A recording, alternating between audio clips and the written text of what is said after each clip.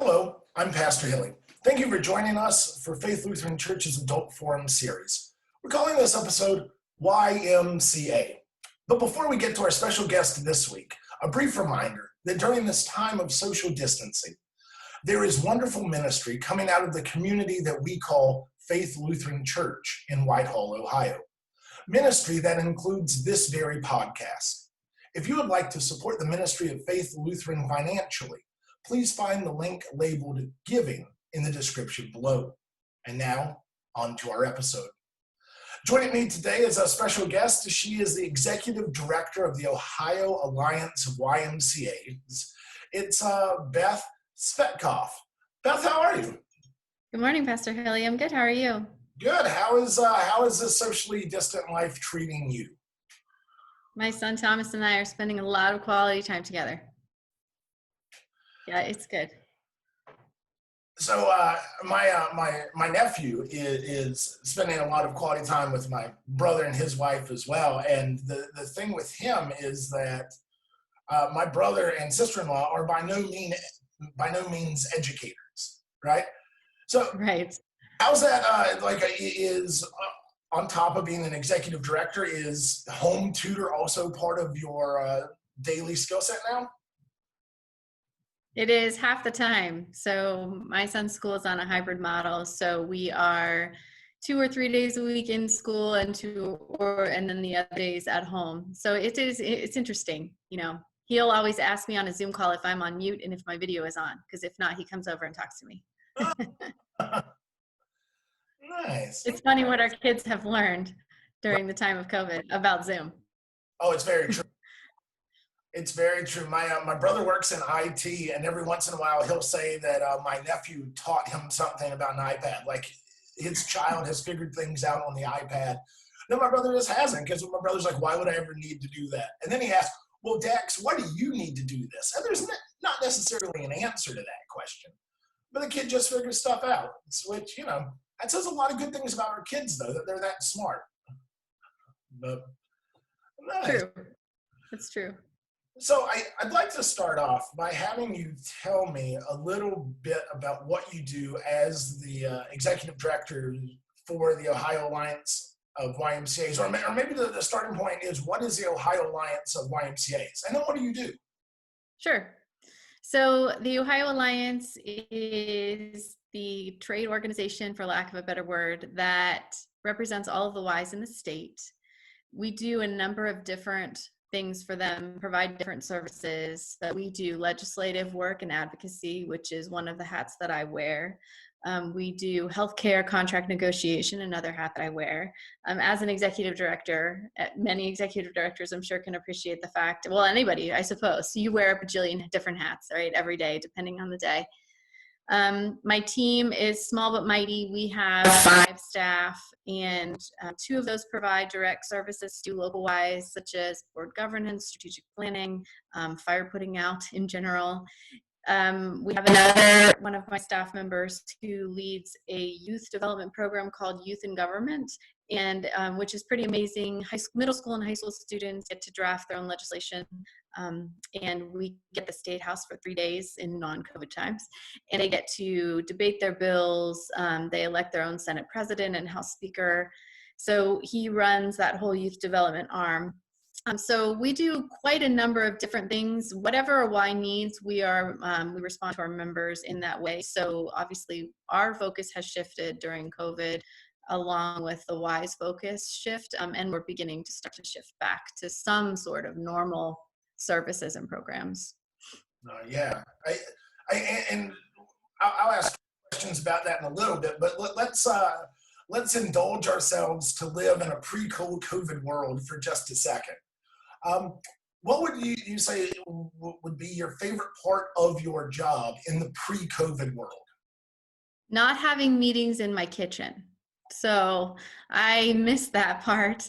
I used to travel around the state a lot to visit members for meetings, and I also spend a lot of time at the State House connected to that advocacy work on behalf of the Y. So a lot of that has trailed off and become all virtual, and so, you know, actually seeing adult humans would be in a professional setting is definitely something that I miss. Yeah, no, I totally get that. And I was thinking about questions for this adult forum, and this question comes from something that I get asked pretty regularly, which is, what is something that happens at YMCAs looking in terms of outreach or programming or something like that people would be surprised to find out actually happens, right? So all my memories of YMCAs as a kid growing up in Wayne County, North Carolina, was the Y was the place with the nicer pool.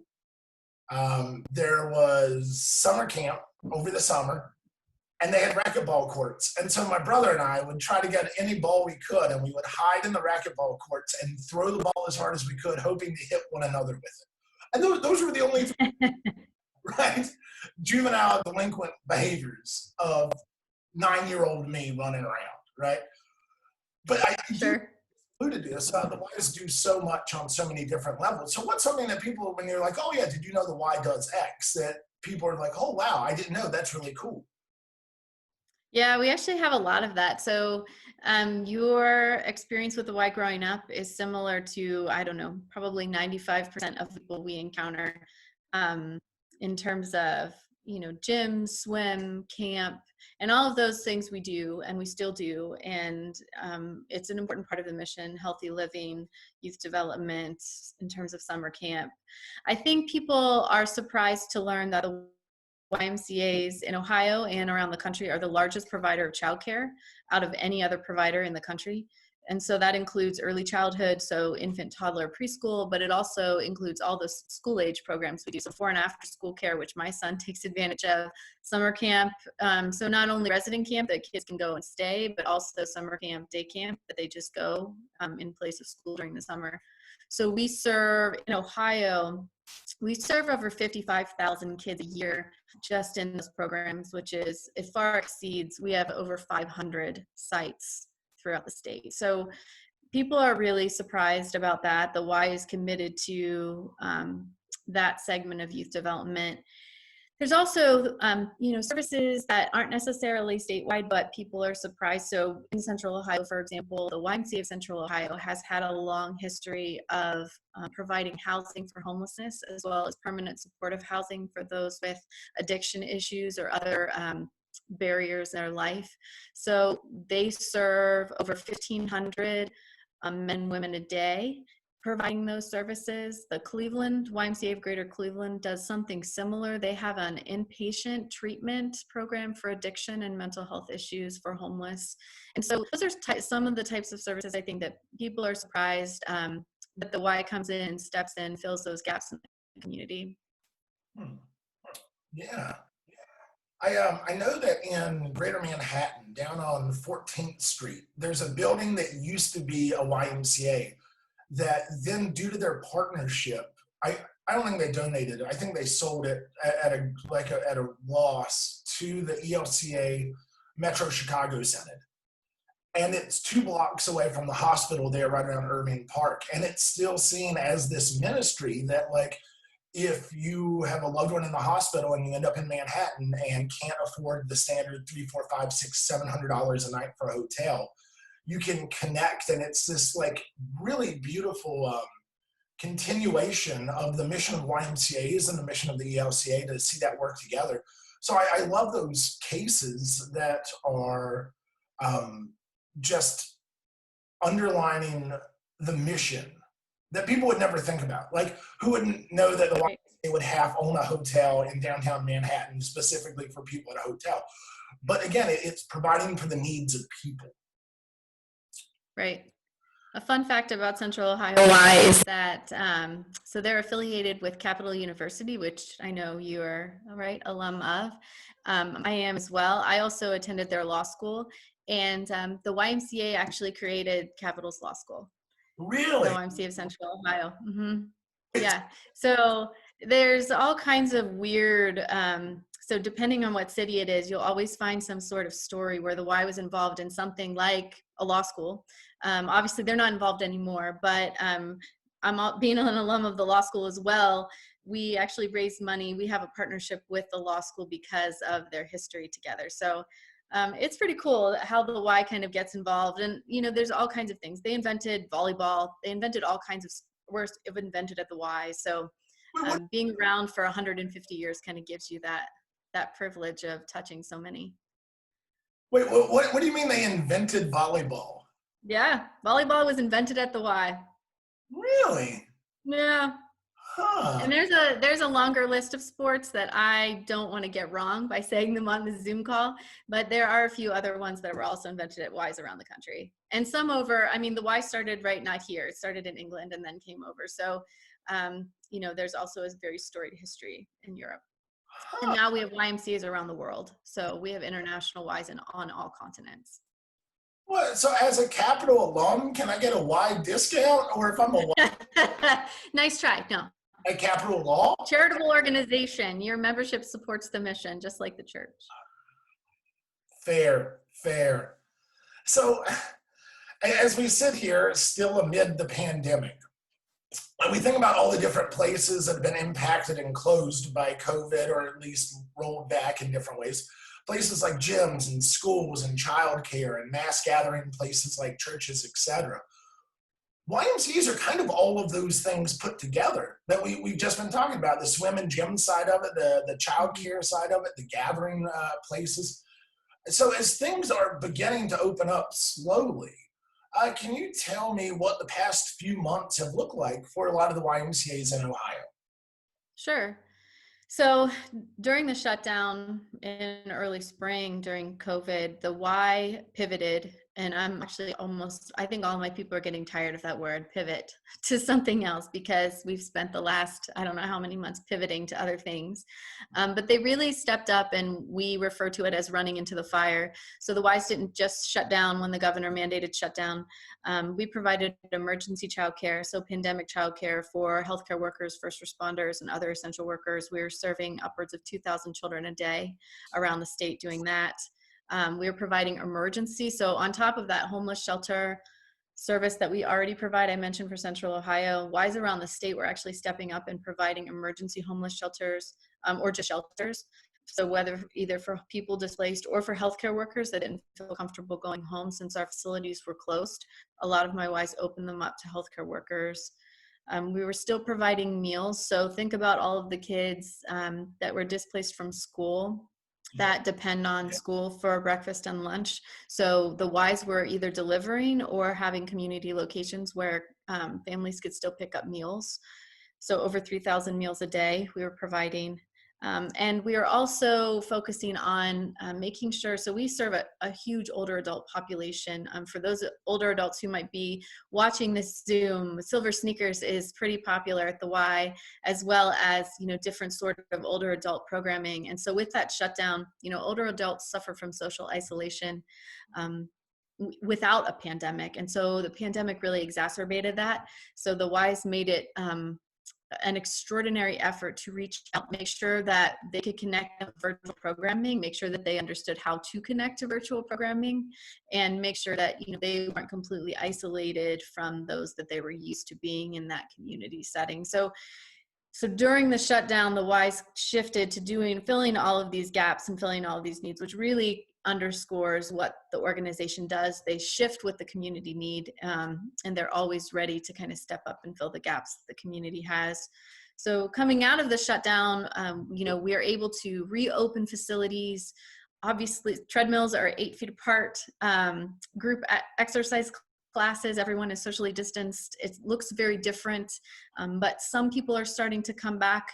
The Ys have been blessed that even though we're only seeing probably 25 or 30% of our members come back into the facility during reopening, we're only losing between 20 and 30% of membership. So people are still keeping their membership in order to support the mission of the organization, even though they're not returning yet. So my Ys are really grateful for that community support, and also kind of demonstrates that, at least part of the community understands the significance that the organization plays and wants to continue supporting it.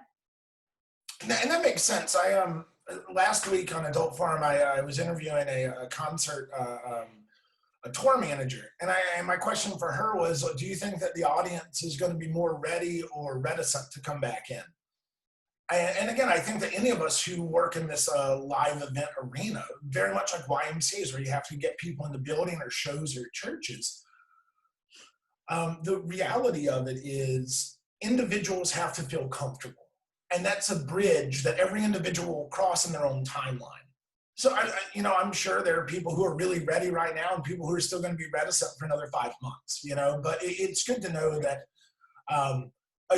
whether we're talking YMCAs or touring musicians or churches, the people who find really powerful connections there, they want to make sure it's still there when we all cross the bridge. Right. And right. That's a really key thing. It's having that long distance vision of, looking at something like a church or YMCA, knowing the impact that it's had on our lives, wanting it to keep going in its mission. And then, like this is what we do as people, we all come together and we kind of move forward with it. Right. Yeah. And, for those who want to kind of cross the bridge, so to speak, now, to come back, the Y has we have reopening protocol mandated by the state, which every industry essentially does for the most part. Some of my Ys, a lot of my Ys are kind of taking extra steps above and beyond that. So temp checking when you come to the door, sanitizing after use of every piece of equipment. Childcare looks like sanitation heaven. So everything that a child touches, every time a new group comes in, the whole thing gets sanitized, whether it's the restroom or the classroom. So it looks different, but the health and safety of our members is paramount. So my Ys have really kind of stepped up and said, well, for those who want to come back, we'll do the best we can to ensure that you have a good and safe experience. Well, one of the things that really, I think speaks testament to not only the work you're doing, but the work that the people in the individual branches are doing as well, is that when mid-March rolled around, I remember talking to a friend of mine who's a pastor down in Indiana, and we were talking about how we always say, church is never canceled. Worship is just getting suspended for a little bit, right? Like there's, because you can't cancel the kingdom of God, but we're going to suspend our live activities. But your phrase that you use, running into the fire, like the Y never took a step back, never suspended. They're like, all right, here's our mission, here's our need. How do we continue to feed people? How do we continue to create emergency shelter for people without homes and that sort of thing? And that's just incredibly admirable and so needed at this time with so much uncertainty and what else is happening. Which means that you've never, it makes me feel pretty lazy because I took 3 weeks to figure out what it looked like to do church online and then kind of had that time to do that. And there you guys are just like, all right, cool. How do we keep feeding? How do we keep hanging out or helping out? How do we keep providing for kids? And now I can imagine your team getting frustrated with the word pivot, though that's probably the best word choice because first, everything shuts down and you rearrange for that. And now, we were talking earlier about kids going back in staggered schools. And that's got to be a logistical headache. If you have 200 kids and half of them come this day and half of them come this day, and how is the staggered school schedule? And, some kids being all online and some kids going half online, half in person, and synchronized learning and asynchronized learning. How does that impact your daily task of trying to provide that service? Sure, that's a great question. So childcare, even before school started, childcare this summer, while we were able to return to providing care for not just, for non-essential workers, so to speak, as well, our ratios were reduced greatly. So for school age, instead of 1 teacher to 18 children, it was 1 teacher to 9. And so our classrooms could only be, instead of holding 20 some kids, we were holding 9, 10 plus including, and we don't allow, the Y takes child sexual abuse prevention pretty seriously. And so adults are never allowed alone with a child. So even though the ratio was 1 to 9, it was 2 to 9 because you can't have an adult teacher alone with 9 children in a room. So the costs for providing childcare over the summer were astronomically higher. And the state, to their credit, used some of their federal stimulus dollars to try and offset some of those losses because the losses were significant. Think about all the PPE that we were using. The teachers had to be masked. Our children were masked during the height of the pandemic. And now with the governor's rule, right, there's an age, it only starts at kindergarten age, but um, it was a nightmare in terms of financially, logistically making that work. So we're serving 40 children in 2 classrooms. Now we need 4 classrooms instead of 2. Well, our buildings didn't have 4 classrooms. So let's find another space in the community where we can shift. But we need to hire more teachers in order to care for the same amount of children, which obviously costs more. So the Ys were really taking it on the chin financially to continue to provide childcare, even with the support from the state. But again, it's mission central for them. And so they continue to provide the service and then usher in the start of school. And right, as we know, in Ohio, school districts got to choose what they wanted to do for themselves. So some went to full 5 days, some went to all virtual, and some went to a hybrid model. Yep. And for a Y like Central Ohio, that serves 4 counties. And I don't know how many school districts that is. And they've all chosen, like Columbus Public went all virtual, right? But up in Olentangy and Delaware, we have a hybrid model. And so the Central Ohio Y serves both of those. And so trying to figure out how this is going to work, and how are we going to provide care, where are we going to put the kids. So logistics of location has always been an issue in terms of pandemic childcare, because if the school is all virtual, they're not going to let us in the school to take care of the kids, because that defeats the purpose, right? So, but we have to find some way to help these kids virtually learn. So it has been a huge challenge for my childcare directors. I give them so much credit during this time, and I owe them, I don't know, a gift basket, a bottle of champagne, I don't know, something to help them cope, because their stress level since April has been through the roof in terms of trying to figure out how just to provide care for the kids who need care, and how to be able to support working families, because we have a lot of families, right, that when the economy opened back up, they had to go back to work. They didn't have the option like we do of having meetings in my kitchen. Yep. So, you know, and so they needed somewhere for their kids. So it has been a real struggle, and the state has been a good partner throughout that process. They've really tried to understand what we're trying to do and try and financially support us and support us in other ways. But I know my people will be so excited when everybody is back 5 days a week in person and things are back to normal. And even when you think about like early childhood development and the role that childcare provides in the social interaction and development, especially for young children. Because, you know, case by case, looking at like individual home lives, right? Like over the past months, could both of your parents work at home and you got those social needs met there? Were you spending a lot more time by yourself? Were you doing this or that or other? And then you have all these kids coming in.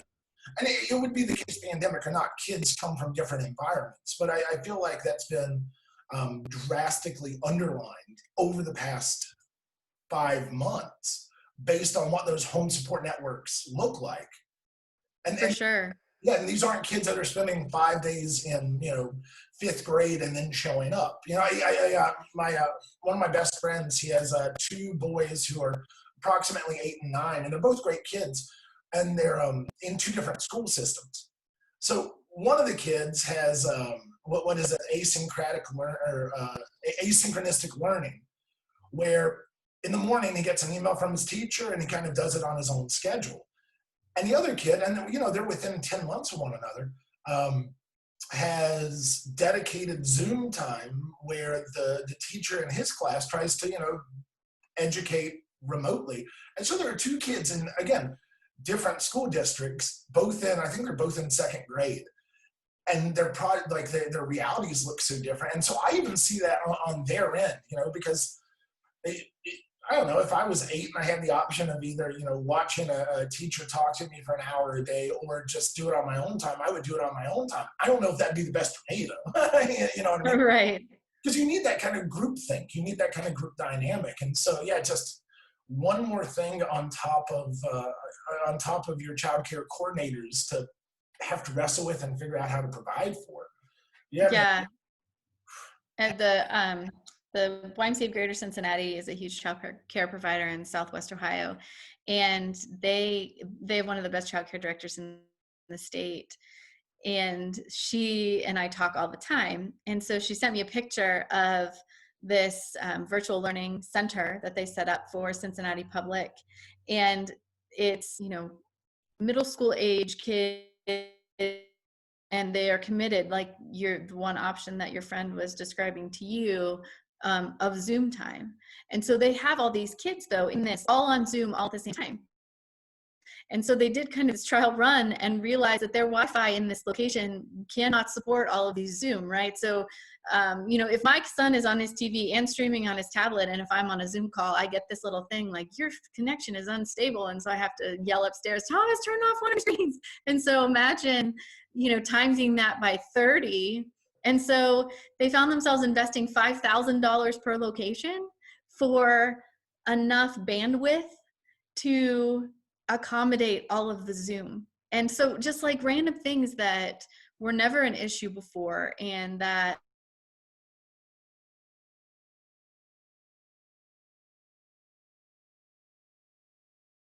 who knew? I was trying to describe problems with Zoom at childcare. I have problems with Zoom at my house. Zoom. Yeah. I mean, right after that, I just yelled up to my son to turn off one of his screens, like I was just describing. Turn off your TV. Yep. Every time I get a text message, I get the little, your internet connection is unstable, and I'm like, it's not unstable. I just got a text. It'll be. I know. I didn't even get warning that time. It just kind of disappeared. So. Ooh. So you're talking about Cincinnati and this kind of like online classroom. So $5,000 for bandwidth to make that happen. You were talking about at a Y where you used to have 40 kids in 2 classrooms with 4 teachers, and now all of that is doubled, if not tripled exponentially, right? Yep. And I know, the YMCA being a 501c3 and a not-for-profit, you've mentioned that whether people are physically ready or reticent to come back in, that a number of those members are paying or are continuing to financially support. I'd much rather say financially support than paying membership, right? They are continuing to financially support the Y. But I don't know, because I mean, this is a very real reality for the church as well. People are used to being in the building, people are used to seeing the people. And so sometimes if you're not in the building and you don't see the people, it kind of drifts off in the back of your head. But how is that overall support been? And are you seeing things start to tick up a little bit, or is it kind of where you would expect it? Yeah, so our Y sustained a fairly significant financial loss, even with 60 to 70% of members continuing to support the Y. Think about all the childcare that stopped. So we provided childcare, but at greatly reduced because of ratio 1 to 9, 2 to 9 that I was talking about. And so and the Y reduced the fee for pandemic healthcare workers drastically, because those are the people we needed on the front line, right? So they try to enable it, make it as easy as possible. We had a lot of corporate foundational donors that stepped up at the beginning of the pandemic to really help some of the Ys, but my Ys are either furloughed or laid off permanently 80 to 90% of their teams.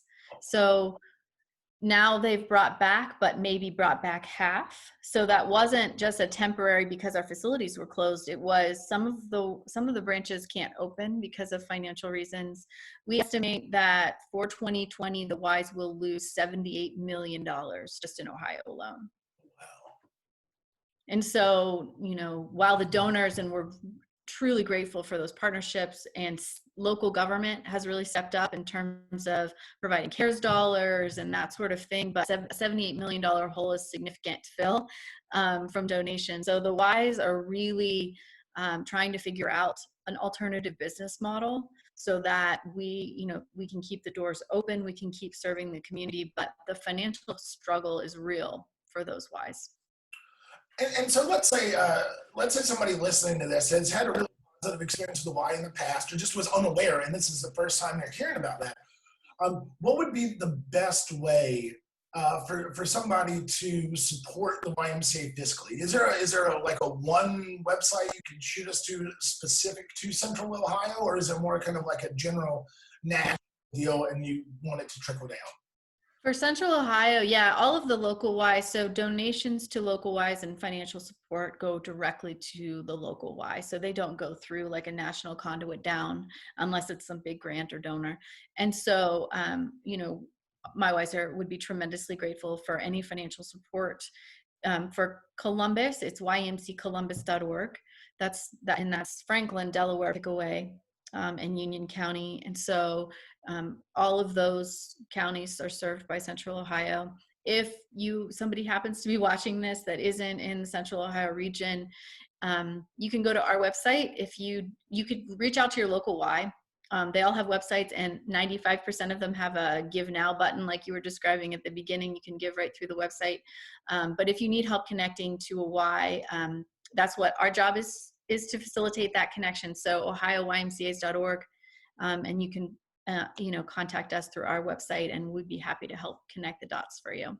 So you said that for this area, it would be ymcacolumbus.org, or specifically to get in touch with the Ohio Alliance, it would be Ohio YMCAs.org, YMCAs.org. And I'll put both links in the description below. Great. Yeah, just so that people can stay connected. So you were just talking about the number of people who are either A, furloughed or B, laid off, and how that creates not only a fiscal deficit, if you will, but also manpower or volunteer hour deficit, because you have half the number of people needing to do all that. Yep. What does it look like if people want to volunteer at their local branch? Sure. So, our volunteers are still strong in terms of wanting to come out, provide services, serve at homeless shelter, volunteer with kids in a childcare setting. The restrictions or requirements, I suppose, are a little greater than they used to be, right? So some of my Ys are requiring a COVID test. Some are just doing temp checks and symptom checks every day, like they're doing for all of their other team and staff that come into the building. So, masks are required. All of my Ys are requiring masks, except when you're actively working out, because I don't know if you've ever tried to work out. I have actually tried to work out with a mask on, and it is suffocating. So, other than active physical activity, we're masked in a Y or a childcare setting all the time. So volunteers would be subject to that same thing, but we are as welcoming as we always have been in terms of wanting the community to come and support the Y and its mission with their hours and their time. Nice. Yeah, because I think that's another part of it, and again, it's the social complexity of the whole pandemic thing, right? I think that people of all ages are looking for ways to connect with people, and so to volunteer somewhere like a YMCA, due to the fact that there is that social plug in there, that's just a really win-win. If people are able to plug in, B, help a great community organization, and C, be part of that mission in this time when, again, we're all kind of fumbling through it together. I love the phrase that you use, that the YMCAs were running into the fire. I wish I could use language that bold. I'm always like, no, we're kind of fumbling through this together. Well, it's my job to advocate for them, right? I pick the best language. If I'm not doing that, nobody else will, right? That's true. I get that. Yeah. Oh, man. But yeah, so I don't know. Let's say somebody's listening and they have no interaction with YMCAs at all. Like, what is your elevator pitch to invite people to see what's going on and to become engaged? Sure. So just walk in the building. If working out isn't your thing, if our healthy living mission is, or you like to do something else, hike or some sort of CrossFit studio, that is totally fine. We, like I said, kind of when you asked what people are surprised about, gym and swim is not all we do. And so we just invite somebody either to check out the YMCA's website if they want more information about what the services their local Y is doing outside of what you're aware of, or walk into the building. They're almost all of them are open, and they're more than happy to talk to you about philanthropic support in terms of what they're doing mission oriented in the community that isn't what you see in the facility. Every one of my Ys is doing things that you don't see at a branch when you go in for a group X class or to run on the treadmill. So please just reach out and ask the question if you're interested in supporting, and again, my office is always happy to help facilitate that and answer questions as well for people who want to learn more. Nice. Beth Tsvetkoff, the Executive Director of the Ohio Alliance of YMCAs, I really appreciate your time this morning. Thank you so much. Blessings on everything that you're doing and trying to manage with all the different arms of YMCA advocacy and just the wonderful mission that's being done by you and your colleagues and all the different arms of the Y across Central Ohio. Thank you so much for your time. We appreciate it. Thanks for having me. I'm happy to be here and right back at you. You guys are really obviously mission driven, and that's amazing work as well. All right. Thanks again. Thanks.